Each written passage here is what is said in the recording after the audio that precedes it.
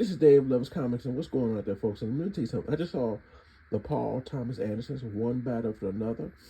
And the craziest thing is, the tone of the film is exactly what Marvel needs if they're going to bring the mutants to the MCU. Because they have only one shot of introducing to the X-Men world. They did it with a little bit of Beast and Professor Xavier, and they kind of went over people's heads a little bit, but it didn't strike the full tone of what they wanted to do. Casual fans kind of saw it, got a nod to it. But you can't do the X-Men without doing the X-Men story. And I think that's the thing. The legacy of the Fox films. X-Men, First Class, Days of Future Past, Logan. I mean, Logan and X-Men First Class is just known as some of the best comic book films of all time, and films in general. And Marvel did a good job with Winter Soldier and Black Panther on their own level. But Marvel, the Fox just seem to have more quality behind it. But one of the things, and that people gonna look into the allegories, similar to how they are looking at one battle for another.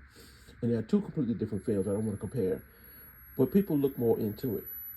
And X-Men been around since the 60s, but they are allegories first, before people in tights, persecution camps, being rounded up, things around their necks, locked up just because the way they look and the way they're born.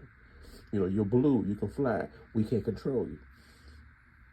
And I think that a lot of X-Men fans and casual fans who just been growing up with these characters, because they can relate more. It's more diversified, it's more different looks, it's more of a meaning behind it. It's not, especially if you compare to the Marvel Cinematic Universe, which is based on an ultimate universe in the Marvel Comics called the Ultimates. And the thing that most of the Marvel superheroes, why Civil War failed in a lot of ways, and not Winter Soldier, why Winter Soldier gets more praise, because Civil War registered. They all registered. They all signed up for it. Majority of the Marvel superheroes are connected by the army. Captain Marvel, freak accident, was in the army. Bruce Banner, working for the army, making a cure. Tony Stark, father, created S.H.I.E.L.D.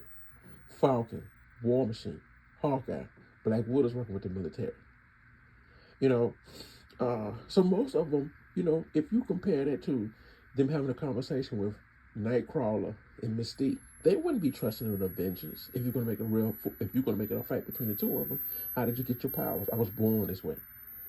I mean, these are people who born with these powers, and usually the U.S. government, the Sentinels, is the U.S. government. Some type of world government base. Let's just say that. So Marvel cannot forget that connection is at a crossroads. And they really got to come out strong with it, because most YouTubers and stuff like that, I'm excited that it's going to be Doomsday and I can't wait to see Halle Berry. But YouTubers and people trying to get the clickbait understand they miss it. They got to get, you can't do the X-Men without doing the X-Men philosophy. So that's my little thought about it right now. Throwing a little energy out there, because it's great. Marvel get a whole new cast of characters and things like that. But it's not the characters, it's not the hero, it's the philosophy. It's people born with mutant genetics. And you guys know the story.